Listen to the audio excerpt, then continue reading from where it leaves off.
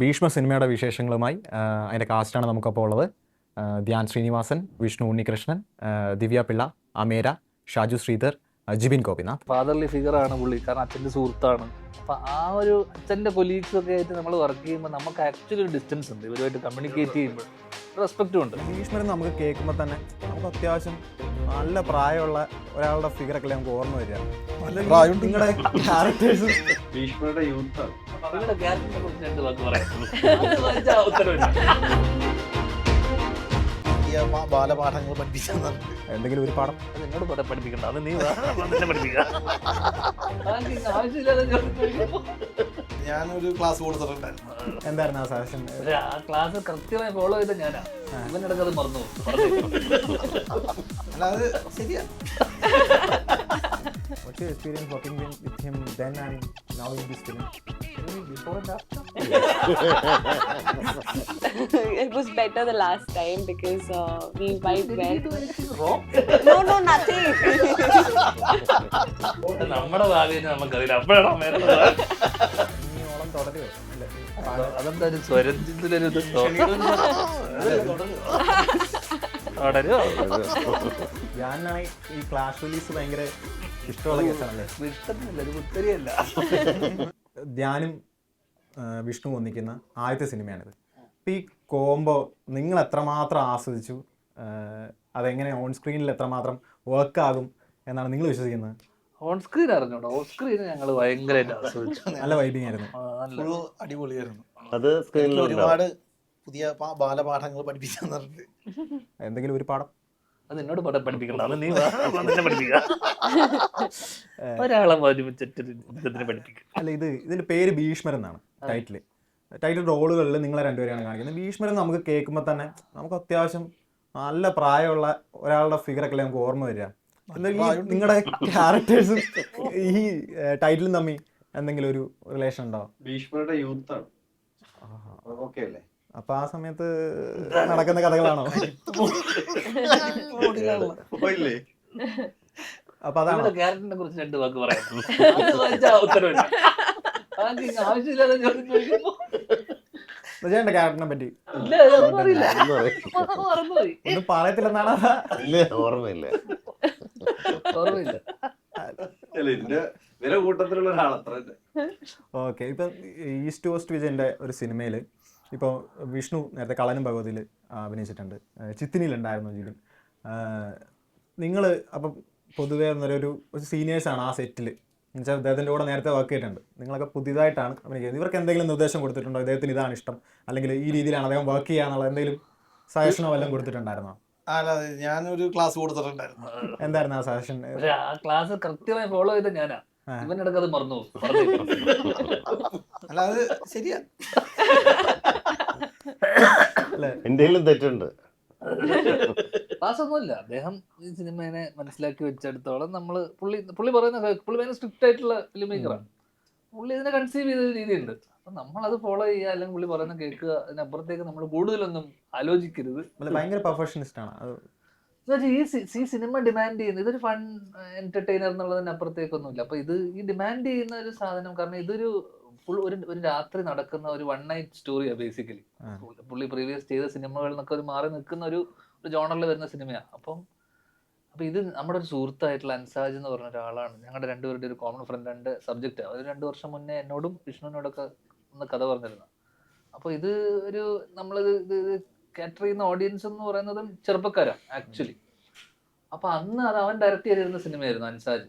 പിന്നെ ഞാൻ കുറച്ച് വർഷങ്ങൾക്ക് ശേഷമാണ് വിജയനങ്ങൾ വിളിക്കുകയും ഇങ്ങനെ ഒരു സിനിമ ഞാൻ കഥ കേട്ടു. അപ്പൊ ഞാൻ പറഞ്ഞു, ഞാനിത് കേട്ടതാണ്, നല്ലൊരു പരിപാടിയാണെന്ന് ഞാൻ ചെയ്യാന്ന് പറഞ്ഞു. അപ്പൊ നമുക്കെന്ന് വെച്ച് കഴിഞ്ഞാൽ ഇദ്ദേഹം ഇങ്ങനെ ഒരു സിനിമനപ്പുറം ഇതൊരു ഫുൾ നൈറ്റാ. 40-42 ദിവസത്തോളം വൈകുന്നേരം 6 മണിക്ക് തുടങ്ങി കഴിഞ്ഞാൽ പിറ്റേ ദിവസം രാവിലെ പുലർച്ചെ 6 മണി വരെ. അപ്പൊ നമ്മൾ ഇദ്ദേഹത്തിന്റെ പ്രായം എല്ലാം ഓർത്ത് നമ്മൾ വിചാരിക്കും ചെയ്യാൻ പറ്റുമോ, അല്ലെങ്കിൽ അദ്ദേഹത്തിന്റെ ആരോഗ്യം അല്ലെങ്കിൽ എല്ലാം ഉണ്ടല്ലോ. പിന്നെ നമ്മുടെ ആരോഗ്യവും നമ്മൾ നോക്കണം. കാരണം ഇത്രയും ദിവസങ്ങൾ നമ്മൾ രാത്രി ഷൂട്ട് ചെയ്യുമ്പോൾ നമ്മളും ഇതായി പോകും. പക്ഷേ നേരത്തെ പറഞ്ഞ പോലെ എല്ലാവരും ഒന്ന് സിങ്ക് ആയപ്പോഴേക്കും ഭയങ്കരമായിട്ട് ആസ്വദിച്ച് ചെയ്ത ഷൂട്ടാണ്. പുള്ളി ഭയങ്കരമായിട്ട് ഇൻവോൾവ് ചെയ്യുകയും ഇൻവെസ്റ്റ് ചെയ്തൊരു സിനിമയാണ് എല്ലാ രീതിയിലും. അപ്പോൾ പുള്ളിയുടെ ഒരു എനർജിയാണ് സത്യം പറഞ്ഞു കഴിഞ്ഞാൽ നമ്മളെയും ഒരു പരിധി വരെ പിടിച്ചു നിർത്തിയത്. അപ്പോൾ പുള്ളിയും ആ രീതിയിൽ ആസ്വദിച്ച്. കാരണം ഇങ്ങനെ സിനിമ നൈറ്റ് ഷൂട്ടുള്ള സിനിമ നമുക്ക് ആ രീതിയിലൊന്നും ആസ്വദിച്ച് ചെയ്യാൻ പറ്റില്ല. കുറച്ച് ദിവസം കഴിയുമ്പോൾ എങ്ങനെയെങ്കിലും തീർന്നാൽ മതി എന്നാവും. അങ്ങനെ ആയിരുന്നില്ല. തീർന്നു പോകുമ്പോൾ ഒരു സത്യം പറഞ്ഞു കഴിഞ്ഞാൽ ഒരു സങ്കടവും വിഷമമായിരുന്നു. പിന്നെ കാരണം ഈ സിനിമ അത്രയും പ്രിയപ്പെട്ടതായിരുന്നു നമുക്ക് എല്ലാവർക്കും. ഇപ്പോൾ പേഴ്സണൽ നോട്ട് നമ്മൾ അത്രയും ചിരിച്ച്, എല്ലാവരുടെ കാര്യം എനിക്കറിയില്ല, എന്നെ സംബന്ധിച്ചിടത്തോളം ഞാൻ വളരെയധികം ആസ്വദിച്ച് ഒരുമിച്ചല്ലേ ചിരിച്ചത്? ഒരുമിച്ചാണ് അതെ. എന്നാലും അപ്പൊ അതുകൊണ്ട് നമ്മള് ആസ്വദിച്ച് ചെയ്ത സിനിമയാണ്. ഷാജേട്ടന് പെട്ടെന്ന് ഈ ടീമായിട്ട് സിങ്ക് ആയോ? എങ്ങനെയായിരുന്നു ചേട്ടൻ?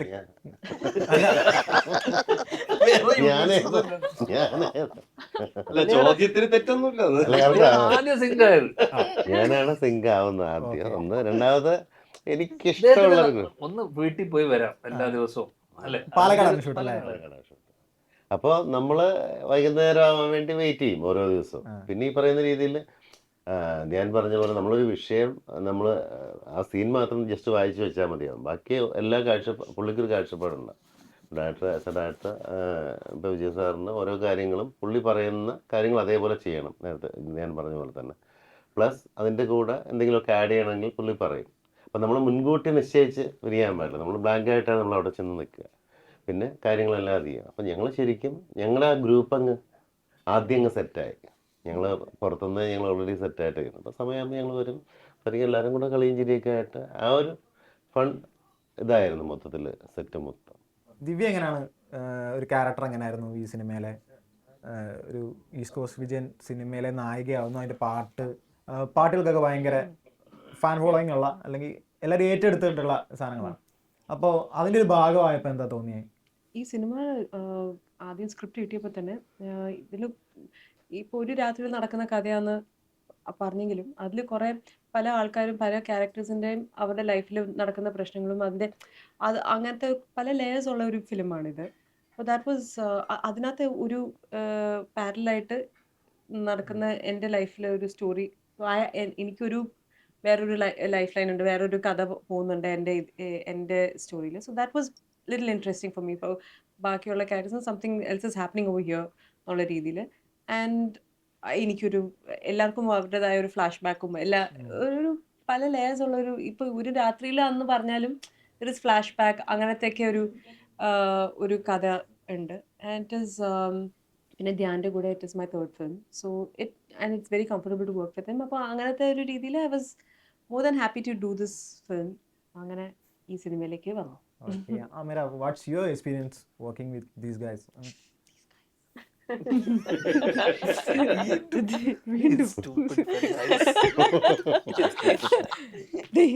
These guys. It was a very nice experience. Since I don't know the language, I'm still learning it. People were very helpful on the set, and somehow I got very comfortable with the people on the set, and they actually helped me a lot with the dialogues. Even Sir, even all these people have helped me a lot. It was very comforting, yet a very happy kind of set where there was no negativity, there was no jealousy. Everything was fine. Correct me if I'm wrong. Your first film was with Vishnu, yeah. Vishnu, right? Yeah, Apurva Apurva Putranma. Putranma, yeah. What's your experience working with him then and now in this film? You mean before and after?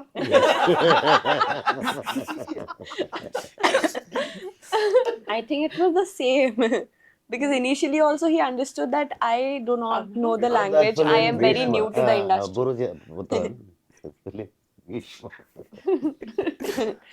I was very new to the industry. I didn't know the language. So it was almost the same where, he kind of helped me with the dialogues then, and this time he did not. This time Sir did. Okay. Yeah. Okay. But last time, compared to this and the other movie, I think it was better the last time because we vibed Did well. he do anything wrong? No, nothing. Any kind of No, this time. hey, you naughty.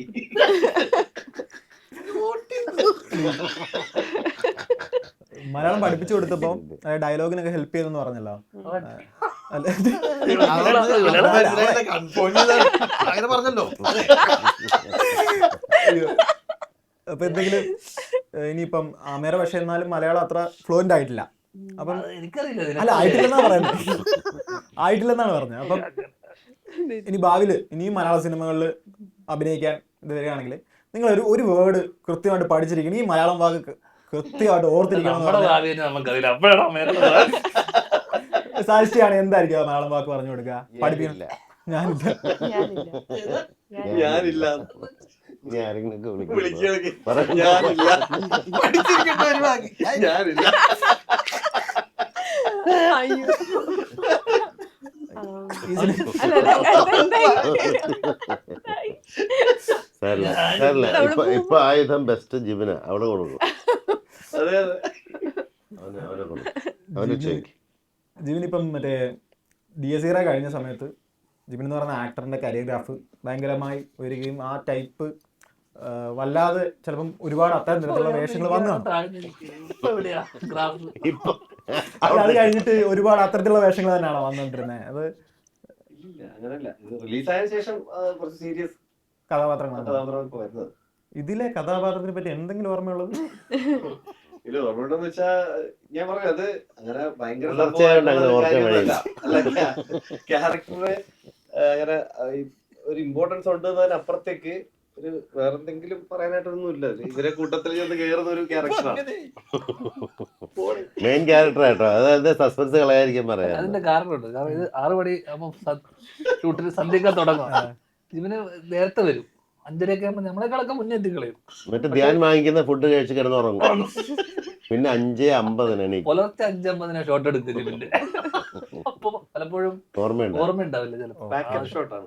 അതുകൊണ്ടാണ് മറന്നുപോയത്. Okay. ഇപ്പം സ്വപ്നമാണെന്നൊക്കെ പുള്ളി വിചാരിക്കാറ് shot എടുത്താലും വെളുപ്പിനെ കാണുന്ന സ്വപ്നം പരിക്കുമല്ലോ.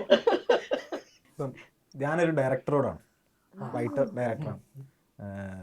ഈ east cost Vijayan എന്നുള്ള ഡയറക്ടറിൽ നിന്ന് ഈ 42 ദിവസം അദ്ദേഹത്തിൻ്റെ വർക്ക് കണ്ടിട്ട് എന്തെങ്കിലും ഒന്ന് എടുക്കണമെന്ന് തോന്നിയിട്ടുണ്ടോ? അത് ചെയ്തത് ഞാൻ ഫോളോ ചെയ്താൽ നന്നാവും എന്ന് ധ്യാന് തോന്നി എന്തെങ്കിലും സാധനം ഉണ്ടോ?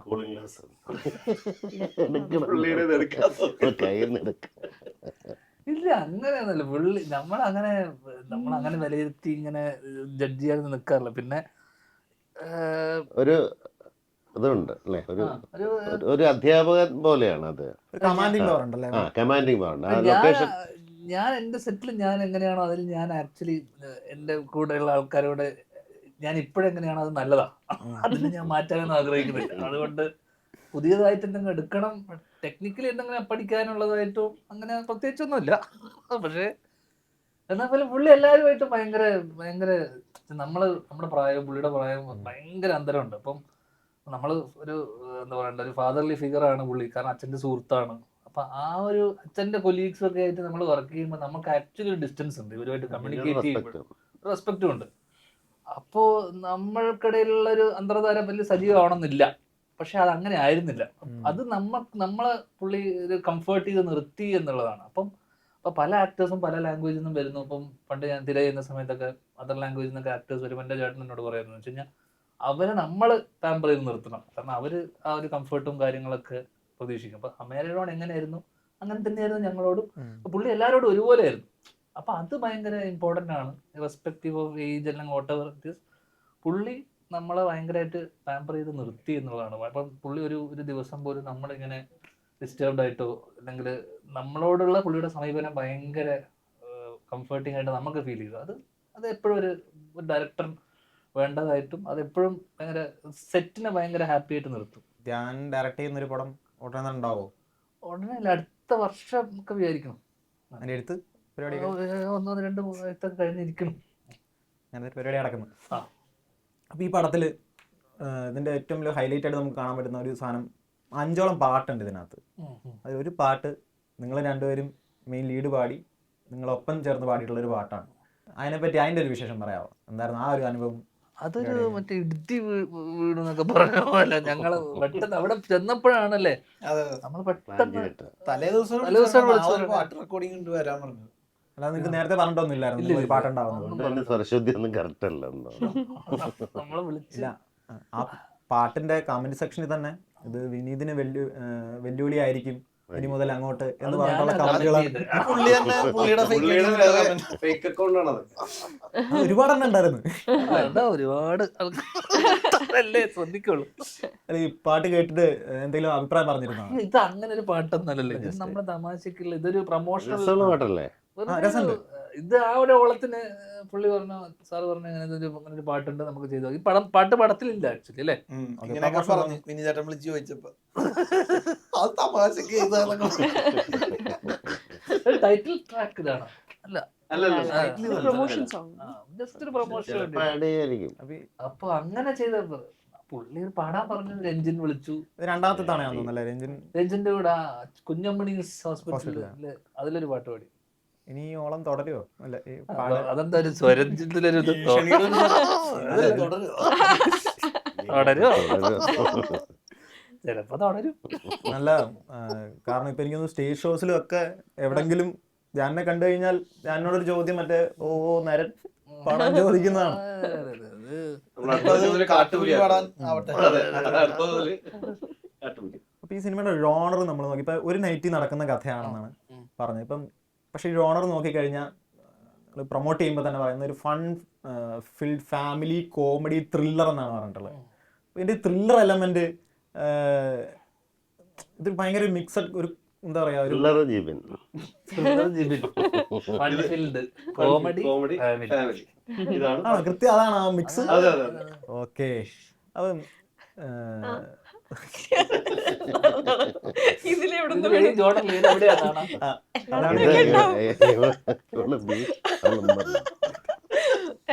അല്ല ഇതിലെങ്ങനെ പ്ലേസ് ചെയ്യാന്നുള്ളതായിരുന്നാണ് ഞാൻ ചോദിക്കാൻ വന്നത്. നിങ്ങളുടെ ഒരു എന്താ ഞാൻ്റെ എനിക്ക് തോന്നുന്നു ഫ്ലാഷ് ബാക്കോ അല്ലെങ്കിൽ വരുന്ന ഒരു ഇതില് വരുന്ന ഒരു കഥാപാത്രം മാത്രമാണോ എന്ത് തരത്തിലാണ് ഈ കോമഡിയുടെ ഉള്ള ഒരു ട്രാക്കാണോ ഉള്ളത്? അല്ല, ഫുൾ റൊമാൻറ്റിക് സാധനം. റൊമാൻറ്റിക് ഫാമിലിയിലെ കോമഡി അല്ലേ? അല്ല, ഇവരുടെ ട്രാക്ക് വേറെ. ട്രാക്ക് വേറെ. ഈ പാലക്കാടാണ് എൻ്റെ ഒരു കഥാ പശ്ചാത്തലം എന്നാണ്. ലൊക്കേഷനൊക്കെ പാലക്കാടായിരുന്നല്ലോ. അപ്പൊ ഈ പാലക്കാടൻ ഭാഷാശൈലിയൊക്കെ ഉപയോഗിച്ചിട്ടുണ്ടോ ഈ സിനിമയില്? നമ്മളെ പഠിപ്പിക്കാൻ ഒരാളുണ്ടായിരുന്നു കൊയിലാണ്ടി. ഉണ്ടായിരുന്നു, ഞാനുണ്ടായിരുന്നു അവിടെ. ചേട്ടനുള്ളപ്പോ പിന്നെ വേറെ എനിക്ക് പുള്ളിയെ പഠിപ്പിച്ചോണ്ടിരുന്നു. അന്ന് ഞാൻ മനസ്സിലായി. പുള്ളി അവസാനം കൊയിലാണ്ടിയായി. അത് ചേട്ടന് പഠിപ്പിച്ചു തരാൻ വേറെ ഇല്ലില്ല, ഞാനാണ് സാറിനെ എല്ലാവരും പഠിപ്പിക്കാറ്. അപ്പൊ അദ്ദേഹം പിന്നെ അവിടെ ഉണ്ടായിരുന്നതുകൊണ്ട് ഞാൻ പിന്നെ പഠിപ്പിച്ചോട്ടെ. എന്തായാലും വന്നതല്ലേ. അല്ല, ഇത് ഈ ശൈലി ഇങ്ങനെ കോമഡിക്ക് വേണ്ടിയൊക്കെ വളരെ വികലമായിട്ട് അനുകരിച്ചായി കാണുമ്പോ എന്താ ചേട്ടന് തോന്നുക? ചേട്ടന് കോമൺ ആയിട്ട് യൂസ് ചെയ്ത് വരുന്ന ഒരു സാധനം അവിടെ ആ ലാംഗ്വേജിൽ ആക്ച്വലി അതിനകത്ത് പൊതുവെ റെസ്പെക്ട് കൂടുതൽ, എല്ലാം നീട്ടിയ പറയുക. വരീൻ, ഇരിക്കിൻ, വാ പോ എന്നൊന്നും പറയില്ല. അപ്പം അങ്ങനെ ഒരു രീതിയുണ്ട്. പിന്നെ ഈ പറയുന്ന രീതി സെൻറ്റിമെൻറ്റ്സ് ആ ലാംഗ്വേജിൽ അഭിനയിക്കുമ്പോൾ ചെയ്യാൻ കുറച്ച് പാടാണ്. സെൻറ്റിമെൻറ്റ്സ് ചെയ്യാൻ വലിയ പാടാണ്. കാരണം വെച്ചാൽ നമുക്ക് പെട്ടെന്ന് ചിരി വരും ഈ സംസാര സ്റ്റൈൽ കേൾക്കുമ്പോൾ. ഹ്യൂമറിന് കറക്റ്റായിരിക്കും ഓൾമോസ്റ്റ് എല്ലാം. പക്ഷെ എന്ന് കരുതിയിട്ടൊരു ഭാഷയിൽ സെൻറ്റിമെൻറ്റ്സ് ഇല്ലെന്ന് പറയുന്നത് അവർക്ക് അവരുടേതായ വിഷമങ്ങളുണ്ട്. ആ ഒരു ഇന്നസെൻസ് ഫീൽ ചെയ്യുന്ന തരത്തിലുള്ളൊരു ഭാഷയാണത്. ഇതിലെല്ലാവർക്കും അതൊരു പക്ഷേ അത്രത്തോളം പിടിക്കാൻ പറ്റില്ല. അപ്പോൾ ആദ്യം തന്നെ ധ്യാനൊക്കെ അതിനനുസരിച്ചാണ് അത് ചെയ്യുന്നത്. അതായത് ഭാഷ ഉപയോഗിച്ചിട്ടുണ്ട്, പക്ഷേ പൂർണ്ണമായിട്ടൊരു പാലക്കാട് സ്ലാങ്ങിലേക്ക് കൊണ്ടുപോയിട്ടില്ല. അപ്പോൾ അതൊരു 3-4 ദിവസം കഴിഞ്ഞ് പറഞ്ഞു വന്നപ്പോൾ ഞങ്ങൾ സെറ്റായി. അപ്പോൾ ചില വാക്കുകൾ എടുത്തിട്ട് അത് ആ ഭാഷയിൽ പറയും. ടഫായിരുന്നോ അത്? അഖിൽ കവലി ഫുൾ സ്ഥലം മാറ്റി വാക്കുകൾ പാലക്കാടൻ ഇട്ടിട്ടുണ്ട്. സിനിമ റിലീസ് ആകുമ്പോഴാണ് അല്ല വലിയ വലിയ പടങ്ങൾക്കൊപ്പമാണ് പടം എത്തുന്നത്. അതായത് അതും മിക്കവാറും എണ്ണവും 2ാം പാർട്ടുകൾ വലിയ വലിയ പടത്തിന്റെ 2ാം പാർട്ടുകൾക്കൊപ്പമാണ് ഇതാണ് റിലീസാകുന്നത്. ഹിന്ദി പാൻ ഇന്ത്യൻ പടങ്ങൾ ഉണ്ട്, ആട് 3 ഉണ്ട്, അങ്ങനെ വലിയ പടങ്ങളാണ്. അപ്പം അതിന്റെ ഒരു എക്സൈറ്റ്മെന്റ് ഉണ്ടാവും അവർക്കോ?